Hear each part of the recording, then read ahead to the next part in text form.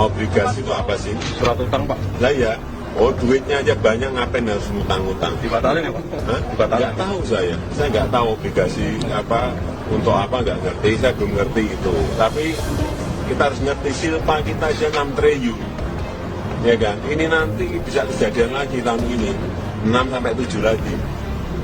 Nah, kenapa harus pakai obligasi ya? Jadi bukan penghematan ya, Pak, tapi tidak terserap. Ya tidak terserap itu. Dan jangka pendek itu di bawah 1 tahun ya. Jadi itu terus akumulatif meningkat. Berarti tidak pernah lunas itu utang sebelumnya.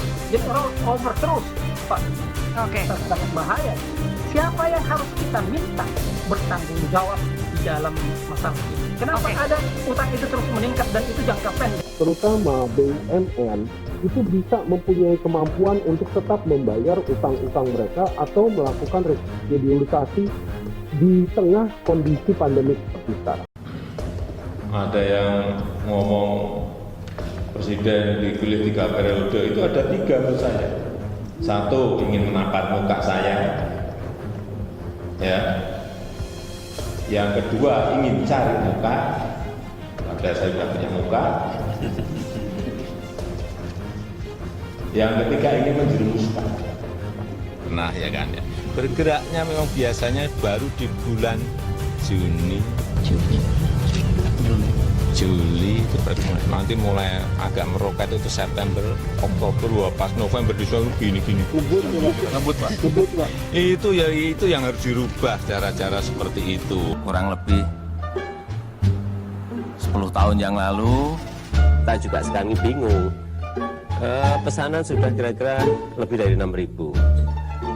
Dan pada kapasitas setelah uji emisi, setelah nanti sertifikat uji tipe ini kami pegang, perkiraan saya bisa 3 sampai 4 kali lipat yang pesan. Padahal kemampuannya baru 200-300. Kira-kira 200 sampai 300.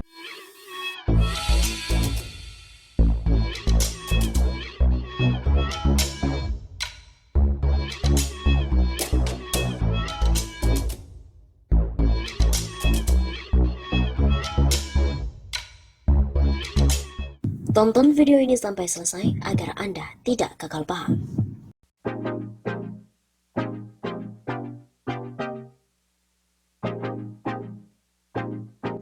Rezim Jokowi, krisis reformasi dan juga tanda-tanda kehancuran politik.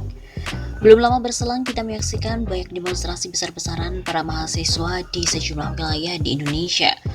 Secara historis, sejak tahun 2019 yang lalu memang demonstrasi ini boleh dipandang sebagai demonstrasi terbesar para mahasiswa di seluruh Indonesia pasca reformasi. Memang secara garis besar, ada sejumlah tuntutan mahasiswa terhadap DPR dan juga pemerintah, di mana disampaikan dalam aksi tersebut. Pertama, saat itu mahasiswa menuntut Presiden Joko Widodo untuk membatalkan revisi Undang-Undang KPK dan juga RKUHP. Kemudian yang kedua, mahasiswa memprotes rancangan Undang-Undang Pertanahan dan rancangan Undang-Undang Pemasyarakatan karena dinilai tidak sesuai dengan amanat reformasi. Kemudian untuk aksi di DPR, ada 4 poin tuntutan mahasiswa. Yang pertama adalah merestorasi upaya pemberantasan korupsi, kolusi, dan nepotisme.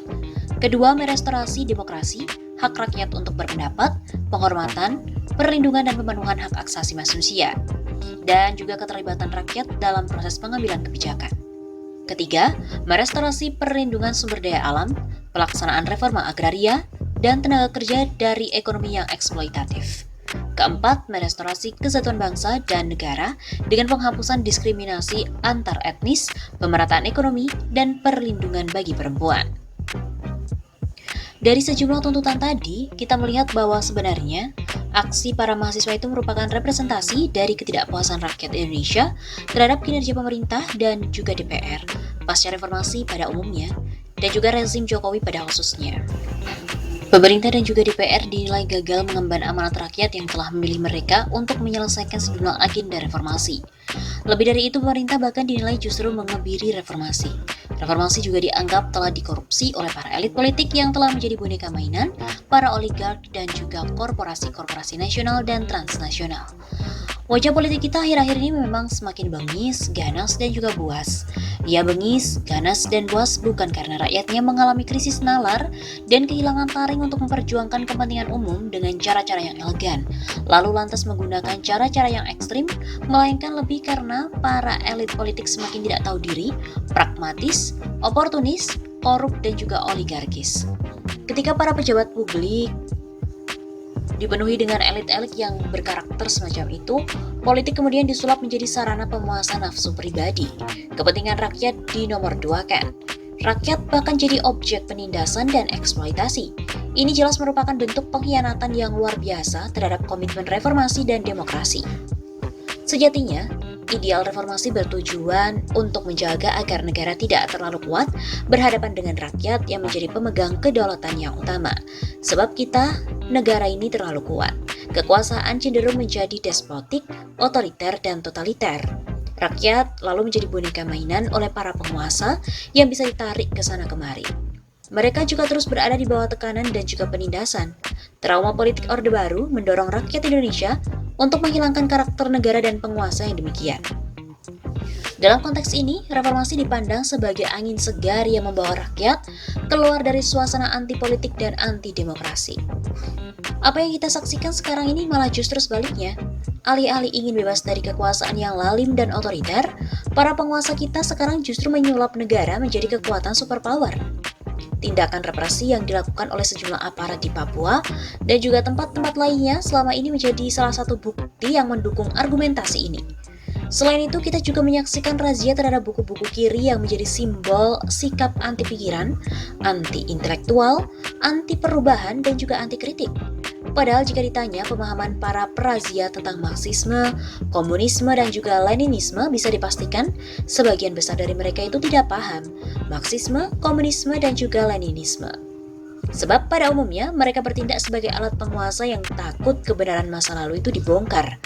Pada titik inilah mereka menjadi selimut tebal yang melindungi citra institusi yang pernah terlibat dalam pelanggaran HAM berat masa lalu.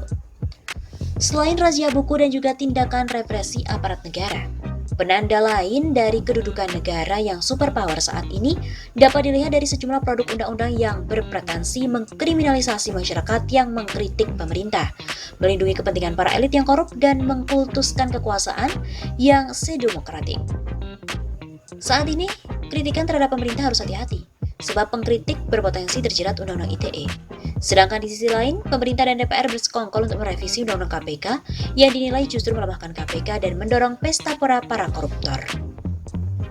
Yang lebih aneh lagi, pemerintah dan juga DPR justru berusaha mengatur urusan selangkang warga negara yang seharusnya menjadi urusan privat masing-masing orang. Rezim Jokowi dan matinya politik.